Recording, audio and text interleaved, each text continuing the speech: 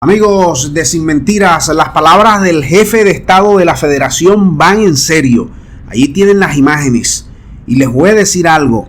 La producción de armas está intensiva, 24/7 prácticamente. Y el presidente acaba de visitar una de las mayores factorías militares para llevarle la hora nueva.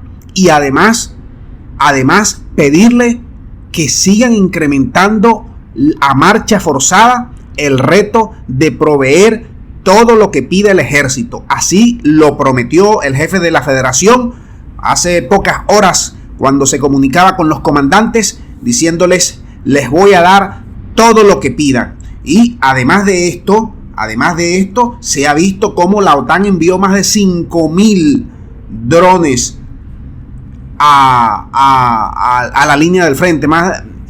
Y todo esto aunado a los más de 20,000 millones que ha gastado solo el país de las hamburguesas este año en presupuesto para llevárselo a Ucrania, sin meter los más de 20,000 que ha gastado la Unión Europea y otros países, redondeando más o menos entre 40 a 60,000 millones de dólares que le han metido a la guerra allí, sin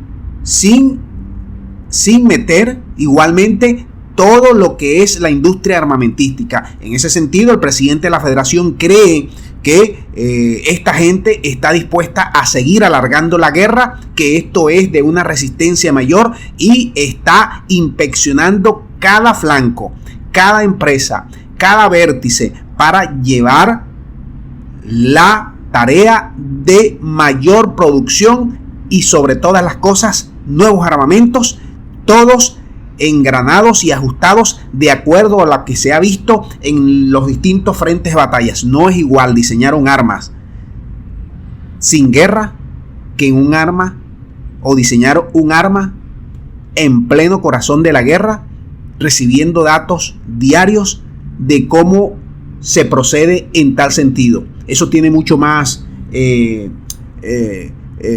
efectos. Por eso ha visto a Putin muy activo en los últimos días. Y si tú te pones a ver que ahorita el Congreso del país del norte acaba de quitarle prácticamente todos los activos que tenían congelados, así dentro de comillas, a los empresarios rusos, porque supuestamente están ligados al gobierno de la federación. Estamos hablando de más de 20,000 millones de dólares que se lo van a dar a Zelensky.